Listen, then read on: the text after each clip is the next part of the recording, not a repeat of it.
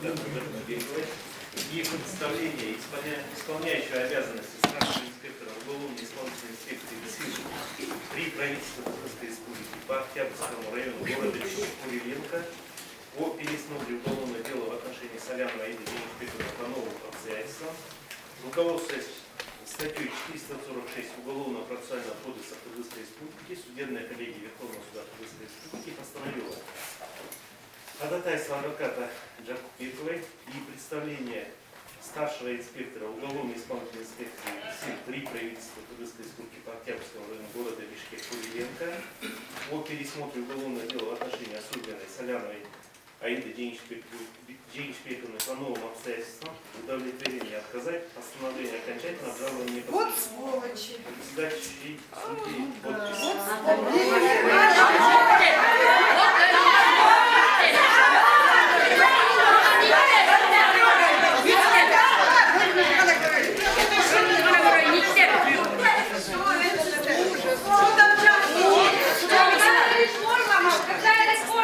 А это же что такое? Вот это и называется реформа.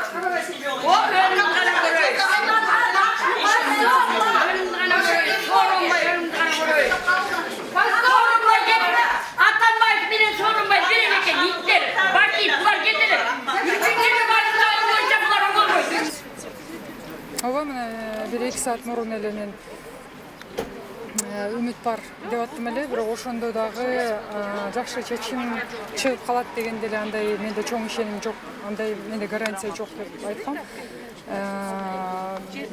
И туура эмес чечим чыгып калса мен таң калбайм деп айттым эле. Эми үмүт болгон сөзсүз түрдө баягы жагымсыз, бирок мындай чоң шок деле жок да, андай шокко деле түшүп калган жокмун. Эми мен ойлойм, баары бир бул акыркы чечим эмес, баары бир. Анткени жаңы ачылган жагдайлар деген бар. Мен ал жөнүндө пока кеп кыла элекмин, бирок ал процедура деле бар. Эртеби, кечпи мен баары бир ыкталам. Эртеби, кечпи мен бир күндө ишенем буга.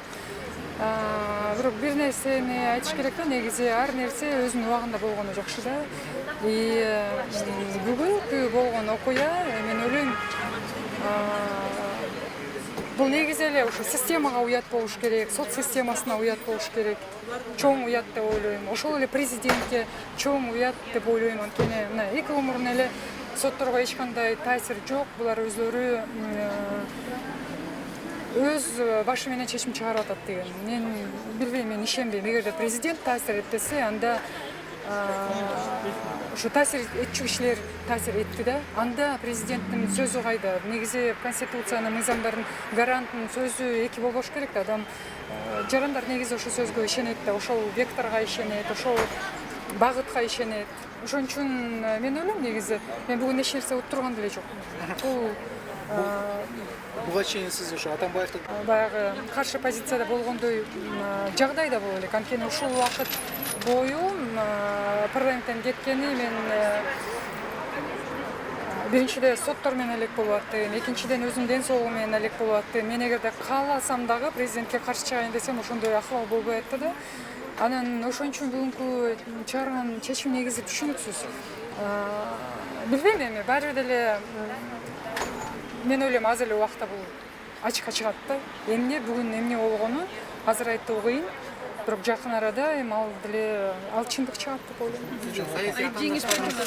ушундай кылышы мүмкүн. Саясий атаандаштарыбыз Сөзсүз түрдө аны исключать этпейм мен деп жана да суроо болгондон айттым эле. Мен саясий атаандаштардан да келишим мүмкүн, бирок бул өтө чоң диссонанс болуп атат да. 2 күн мурун эле болгон айтылган президенттин айтылган сөзүнөн кийин мен эмне үчүн үмүттөнөм? Мен жөнөкөй эле жүйөсүз, жөн эле баягы кур жерден үмүт кылган жокмун да. Мен дагы президенттин сөзүнө үмүт кылгам да. Анан эгерде тем более президент менен, эгерде мен ал киши менен саясий оппонентим болбогондон кийин бүгүнкү болгон соттук чечим такыр эле түшүнүксүз болуп атат да. Бирок жалпы кандай болгон күнү дагы жалпы системага, жалпы бүгүнкү бийликтин кылып аткан аракетине бул чоң уят деп эле ойлойм.